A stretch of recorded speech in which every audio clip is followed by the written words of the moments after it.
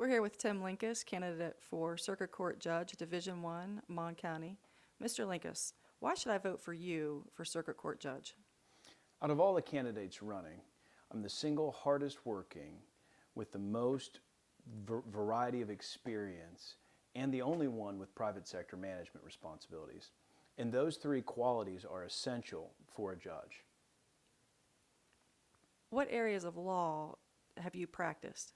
The better question is what areas of law have I not practiced in? But I've practiced in civil matters where people are suing one another. I've practiced in criminal matters where someone is being charged with a crime. I've also done a lot of oil and gas work, done estate planning for people. I've worked with injunctions. I've done family law. You basically name the area of law, and I've had some experience in it. So just about every imaginable area of law. Now, you mentioned that administrative skills are important when it comes to judge. What kind of administrative skills do you have, and how is that going to benefit you in being a judge in Mon County? Okay, well, I'm glad you asked those questions. First, as some people may not realize, that judges have to manage a lot of different things. Judges have to manage their docket, which is their caseload. And if they don't manage their docket well, then cases back up, cases linger, and people are left just hanging. That's not good. Judges also manage personnel. The chief judge role rotates among the judges, and when you're chief judge, you have management responsibilities over employees. And it's essential to be able to manage your docket well as the personnel, or the court doesn't function like it should. Out of all the candidates, I'm the only one with private sector management responsibilities. I managed a law office for a law firm and managed it successfully. In my current position, I got hired to start an office here in Morgantown. It started with just me and one other employee. We're up to 9 lawyers and 18 employees. And in order to do that, you have to constantly analyze what's going on in your law office. You have to look at your policies, your procedures, and how you handle matters. And you have to be efficient, because if you don't, clients don't come back. And so it's a testament to the management responsibilities in the office that I've run that it's been run well, because our office has continually grown year after year, and our caseload continues to increase year after year. Now, it's my understanding that you're really kind of a hometown boy. Explain that to us. Well, I was born and raised here in Monongalia County. My father, Clifford Linkous, was an oral surgeon in town here for many, many years. And my brother, Cliff Linkous, and I have 3 brothers actually, Cliff Linkous, Brian Linkous, and Gene Linkous. We all grew up here. We all graduated from Morgantown High School. I was student body president at Morgantown High, played basketball there. I met my beautiful wife, Kendra, in junior high, actually, at Suncrest. And she was a basketball player as well, played for Morgantown High. And we've chosen to raise our family here. We have 4 beautiful kids, Tyler, Reagan, Harrison, and Kennedy. And they are growing up here in Morgantown, which is the only place that I would choose to raise my kids. What are some things that your family likes to do in the community? Oh my goodness.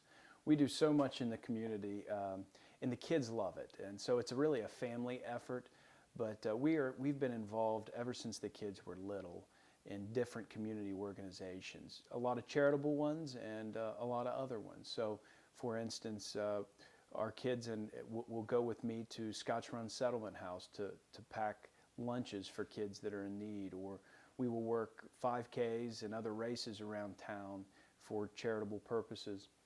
We volunteer for Empty Bowls. We support Chestnut Mountain Ranch. We do all kinds of things in the community, and we have been actively involved in the community for years and years and years. So service to our community is very, very important to our family. Another thing Kendra, my wife, and I have done is we have been youth leaders at various different churches, and we've done that for 20 years. So when we're not hiking or biking or fishing or hunting or something like that, generally you'll find our family out in the community serving somewhere. Now, back to your law practice and going forward with the judicial election. Is there something that you're passionate about, or something that's near and dear to your heart that you're looking forward to maybe being able to make a difference or to have a more positive influence from the bench? Yes. You know, if you ask any judge around the state in private and they're honest with you, the one thing they'll tell you that they hate dealing with are abuse and neglect cases for kids. And that disdain for having to deal with that oftentimes ends up with kicking the can down the road. I am very much looking forward to getting involved and helping that process out. I don't want these kids to remain in limbo, going from foster home to foster home and maybe back home, maybe not, and not knowing where they're going to be. It is essential for our kids to have a rock solid foundation. Otherwise, they're just going to be lost, and then we're setting them up for crimes later on down the road. So I want to tackle that. I want to jump right into that. I want to be the one that says, I love doing abuse and neglect cases because I want to help these kids out, and I want to speed things along. So I'm very passionate about that. Now, you mentioned something about work ethic and working hard. Explain to me how you work harder than the average person. Well, if you ask anyone, you ask my kids, my wife, the people I work with, you'll find that I'm the first one to the office and the last one to leave. And it's been that way throughout my entire career. I routinely arrive at my office every morning between 5:30 and 6 in the morning, sometimes much earlier. And I routinely work till 5 or 6 at night at a minimum. When I'm out of town, it's oftentimes longer than that. So I work a 12-hour day at a minimum every day. I also work Saturdays.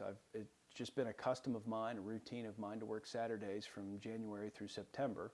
And then when the fall time rolls around, which is my family's favorite time of the year, we take some Saturdays off. But I've averaged about 300 days a year working out of 365 throughout my career. And as I practice law, and I've practiced law in 47 different counties in this state, and I go from judge to judge, you can tell the ones that work hard from the ones that don't. You want a judge who has read everything, who's completely prepared when you come before him or her. And I will bring that work ethic to the bench. I won't just say, okay, I'm judge and I don't have to work now.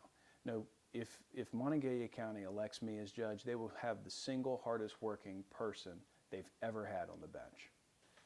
So all the candidates have said that they are experienced and that they're trusted and that we should vote for them. How do we know that we should vote for you? There's two primary ways to determine that. One is to look for objective evidence, and the other is to talk to people with whom these candidates work. So how do you look for objective evidence? Out of all the candidates running, as well as all the current judges, I have the single highest rating in communication skills, ethical standards, and legal knowledge. And that's important. So what happens is you submit your name to this company called Martindale-Hubbell, and they send out surveys, detailed surveys, to lawyers and judges around the state, and they anonymously give their feedback back to the company, and you're given a rating score. And so out of all the candidates, I have the highest rating from Martindale-Hubbell in ethical standards, communication ability, and legal knowledge. So that's objective evidence. There is no better objective evidence than that. And second, I really encourage everyone to go and talk to the people who work with and around the candidates. That's how you find out if someone's telling you the truth. I encourage you to go talk to the people I work with, the people who work for me, the people who work opposite me. So if I'm in a legal battle with another lawyer, talk to that lawyer and see what they think of me, as well as the other candidates. Go and talk to the people who work with them on a daily basis or who used to work with them on a daily basis, and you'll find out a lot about them.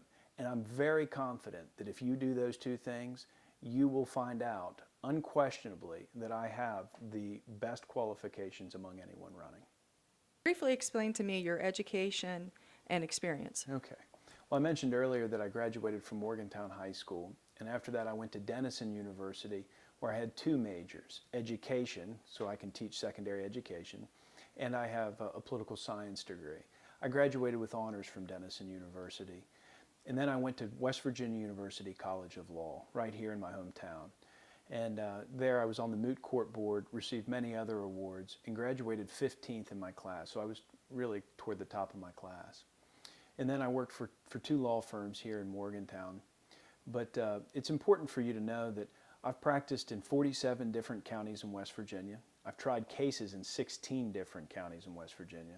I have a license in Virginia and West Virginia, and I've practiced in West Virginia, Ohio, and Virginia, 3 different states. And not only on the state level, but also on the federal level. I've practiced in the Northern District of West Virginia in federal court, in the Southern District of West Virginia, as well as the Fourth Circuit in Richmond, Virginia. In short, why should I vote for you? I'm asking for your vote on May 10th because I am confident you won't find a harder working, more qualified, and more ethical candidate than me.